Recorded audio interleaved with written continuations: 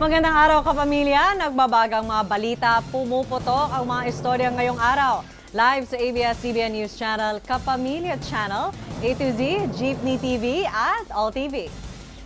Mga impormasyong mahalaga live din sa YouTube at TikTok. No more, no less, hatid ng TV Patrol Express. Sa ulo ng ating mga balita, pinumpirma ng mga otoridad na kumadrona at hindi tunay na doktor ang tumuli sa 10 taong gulang na batang namatay sa lying-in clinic sa Tondo, Maynila. Kita sa video na lupaypay na ang biktima nang ilabas mula sa klinika sa barangay 146 noong May 17. Isinugod siya sa ospital pero nasawi rin. Ayon sa kapitan ng barangay, isang kumadrona ang nagpapanggap na doktor sa klinika. Wala rin aniyang barangay permit ang pasilidad. Base naman sa report na nakuha ng Manila City Health Office, hindi lisensyado at walang permit to operate ang klinik. Ayon sa ina ng biktima, nitong Miyerkules lang niya na lamang hindi lisensyadong doktor ang tumuli sa kanyang anak.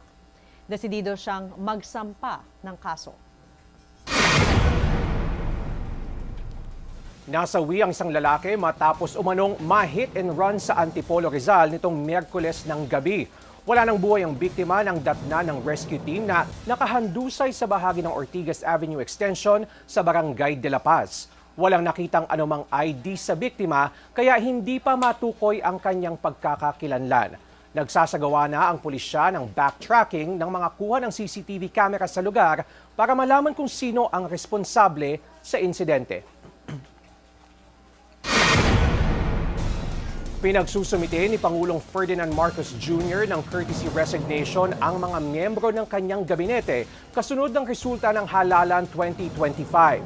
Ayon sa Pangulo, panahon na para tumbasan ng pamahalaan ang mga ekspektasyon ng taong bayan. Sa isang podcast, sinabi ni Marcos na malinaw sa resulta ng botohan na hindi kontento ang publiko sa serbisyo ng gobyerno. Nilinaw naman ni Palace Press Officer Undersecretary Claire Castro na kabilang din sa pinagbibitiw sa pwesto ang mga presidential advisor at assistant at pinuno ng mga ahensya. Tiniyak din ni Castro na hindi maaapektuhan ng courtesy resignations ang mga serbisyo at proyekto ng gobyerno. Sa sports, kinumpirma ni Manny Pacquiao na magbabalik siya sa ring para muling magtangkang mas kasungkit ng corona. Sa isang social media post, sinabi ni Pacman na muli siyang lalaban at gagawa ng kasaysayan. Hahamunin ni Pacquiao si WBC welterweight champion Mario Barrios sa July 19 sa MGM Grand sa Las Vegas. Ito ang unang laban ni Pacquiao mula noong matalo kay Yordenis Ugas ng Cuba noong August 2021. Nagsimula na magsanay si Pacquiao sa Los Angeles kasama ang mga trainer na sina Freddie Roach at Buboy Fernandez. Sa ilalim ng WBC rules, pinapayagang lumaban sa isang world title fight ang isang dating kampiyon na nagbabalik mula sa retirement. Susunod, performance video ng BINI sa kanilang kantang Zero Pressure, nanguna sa trending YouTube videos for music. At ang espesyal nating guest ngayong araw, abangan sa pagbabalik ng TV Patrol Express.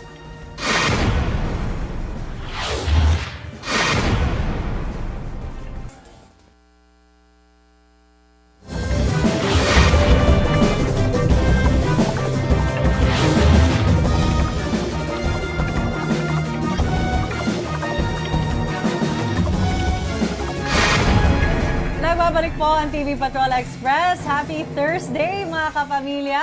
Ngayong Huwebes, isang cheerful langga mula Cebu ang makakasama naman natin. Nandito si Pinoy Big Brother Gen 11 second big placer, Rain Salmar. Rain! Hello! Hello! It's raining rain! Dito ka sa gitna. Hello po! Welcome to TV Patrol. Thank you so Ang tangkad much. naman ng batang ito. So yun, Congratulations Yes. Thank you po. sa second big placer. Graduated ka na rin. Grabe. Tapos may yung ilo-launch ka mamaya. Pero Yeah. isa-isa muna. Kamusta? Life outside the house. the house? Outside. It's been great po. I've been living the life of my dreams right now and I'm glad and I feel so blessed. I'm just thankful for the supporters that I have. Yeah. Dahil talagang na ano mo na siya, na-imbibe mo na yung energy outside after PBB.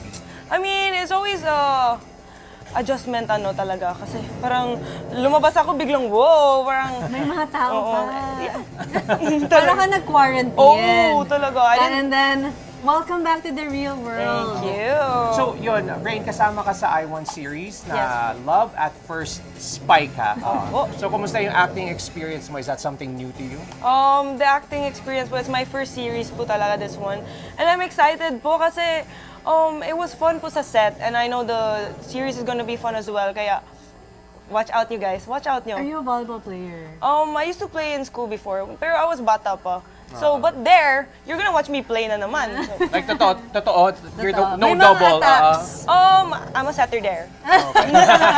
Bagay for the height. Yes, Bagay for the height. definitely. So yun, may launch ka ring album. So anong klaseng mga kanta ang pwedeng abangan ng iyong mga fans dito? Okay.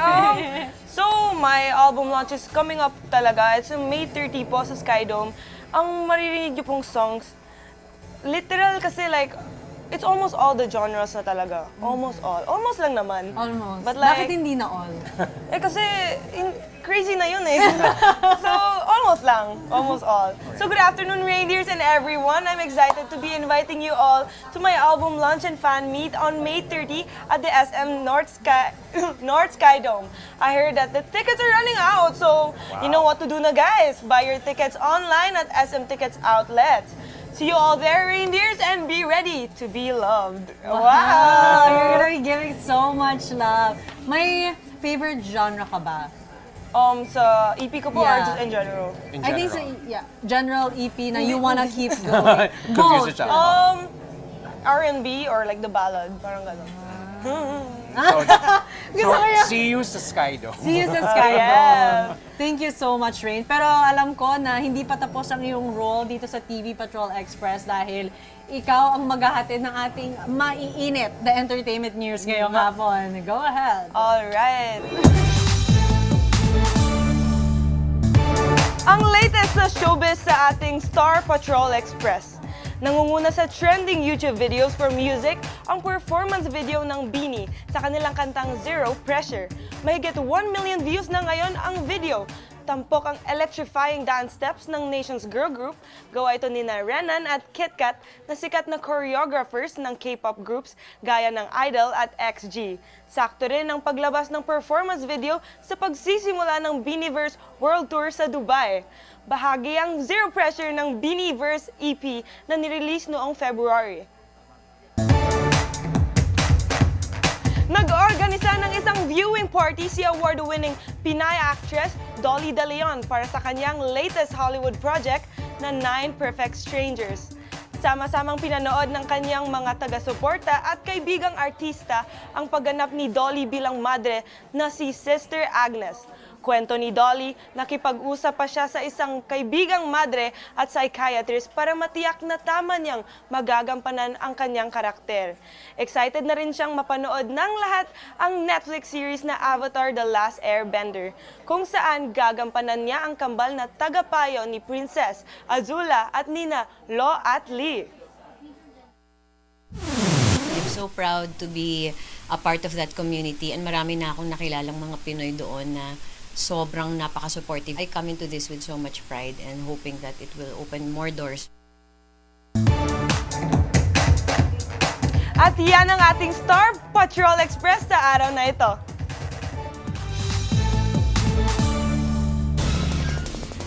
Ten out of 10. 10 out of 10. Thank you so much. Thank you so much. Na-pressure ka ba? Wow. Slight lang, but wala na. Zero pressure. Zero pressure pa. Sabi nga ng Bini, zero pressure. Yes. Kayang-kaya mong sayawin? Hindi. Baka naman hindi na siya bumalik. Put in the spot. Ako pa may kasalanan. Oo, Huwag dahil naman. sa'yo mo ako na ng Guest TV Patrol Express. Right. But thank you so much. Thank you so much for having Thank you, me. Rain. Thank you so much. We hope you had fun. I had fun. That was great. Great. Bukas ulit. Ay, Bukas daw Bukas na ulit. ulit, Bani. Bukas balik. At yan ang mga nagbabagang balita. Huwag pong kalimutan mag-LSSC, like, share, subscribe, and comment sa YouTube at TikTok. Sa ngalan ng aming kasamang si Jeff Canoy, ako po si Rafael Bosano. Mga kapamilya, bukod sa YouTube at TikTok, napapanood na rin live ang TV Patrol Express sa ABS-CBN News Channel, Kapamilya Channel, A to Z, Jeepney TV at OTV. Siya po si Rain Salmar at ako naman si Denise Densay. Maraming salamat at magandang hapon, kapamilya.